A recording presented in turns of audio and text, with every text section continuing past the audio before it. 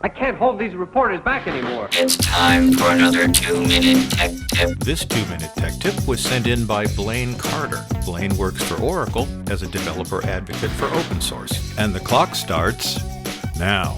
If you have a pulse, you've heard of the Internet of Things by now. There are some really cool things out there that give you more control of your life and more access to the world. Unfortunately, a lot of the time, security seems to be an afterthought. We've all been using the internet long enough to know that we need to be careful on the web. IoT devices basically are just regular devices with a little tiny computer attached. And that computer has the same vulnerabilities as any other computer that you might connect to the internet. Now add the fact that these tiny computers also have control over something physical, and we have a whole new set of things to worry about. So, a couple examples. Some of these devices can be used to spy on you.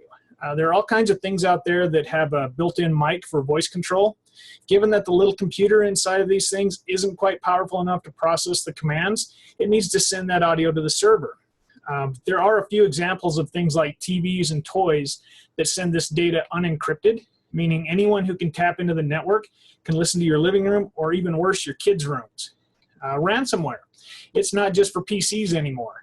There have been some examples of things like a smart TV and smart thermostats that are vulnerable to ransomware. So you try and use your device and a message pops up saying, send us some Bitcoin if you want to watch TV or even control your heater. Now, losing control of your heater in the wintertime, that can be dangerous.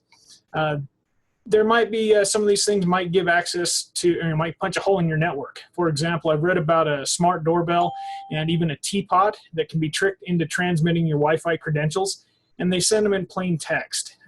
Lets anybody who knows how to exploit it get into your network. Now, I could go on and on about this, but I'm not really here to scare you away from IoT. There are some amazing things out there that you can play with, and I highly recommend that you do.